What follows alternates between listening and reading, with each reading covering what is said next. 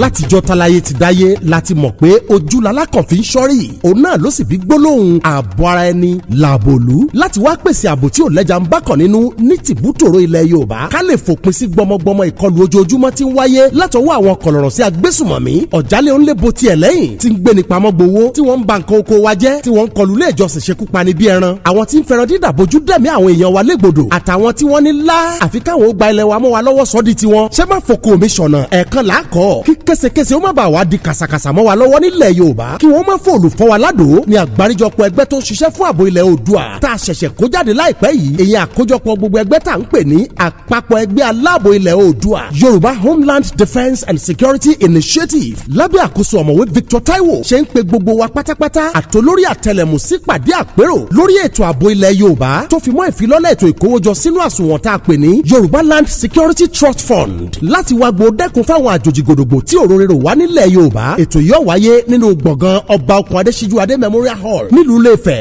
lọ́jọ́bọ̀ ọjọ́ 22 oṣù kẹjọ ọdún yìí Thursday 18th August 2022 bẹ̀rẹ̀ láago 11 àárọ̀ gẹ́gẹ́ ọ̀pọ̀ lóko lókì ni ó wà ń bẹ̀ olóyè Olúṣẹ́gun Ọbásanjọ́ ààrẹ orílẹ̀-èdè Nàìjíríà tẹ́lẹ̀ His Imperial Majesty ọba Babátúndé Adéyẹyẹ Nìtàn Gúúsì Ọ̀jájá ẹlẹ́ẹ̀kejì Ọọ̀ni Ilé-Ifẹ̀ Aṣíwájú Bọ́lá Ahmed Tinubu olóyè Abíọ́lá Dòsùnmú yèyé Oòduà ọ̀jọ̀gbọ́n Yẹmí Ọ̀ṣínbàjò igbákejì ààrẹ orílẹ̀-èdè Nàìjíríà His Imperial Majesty ọba Frederick Ọbátẹ́rù ẹni tí Ọlọ́run dá kírun tán Olúgbò ti Ògbó ńlá Dr Mike Adenuga Evangelist Mrs Fọlọ́runṣọ́ Alákìjà Pastor E.A. Adébóyè Alhaji Daoud Mákànjú Ọlákíọlá D-Damak olóyè Ifáyẹmí Ẹlẹ́bùbọn àràbà àgbáyé olùbánisọ̀rọ̀ àpilẹ̀kọ ní Ambassador Dr Yẹmí Fáròǹbí tó fi mọ́ akọgun Tọ́lá Adéníyì àti Elder Dr Táyé Ayọ̀rìndé olùgbàlejò àgbà ní gómìnà ìpínlẹ̀ Ondo arákùnrin Olúwarótìmí Akérédolú gbogbo ọmọ ọkọ ilẹ̀ Yorùbá látòrí àwọn gómìnà wa ọ̀tọ̀kùlú orí adé àtọrùn lẹ̀kẹ̀ àwọn ọ̀jọ̀gbọ́n àwọn ọ̀gágun fẹ̀yìntì àwọn olùdásílẹ̀ iléeṣẹ́ ńláńlá àwọn olórí ọlọ́jà àwọn olórí ẹlẹ́sìn àti bẹ́ẹ̀ bẹ́ẹ̀ lọ là ń retí ń bẹ̀ o. Olùkéde ọ̀mọ̀wé Victor Taiwo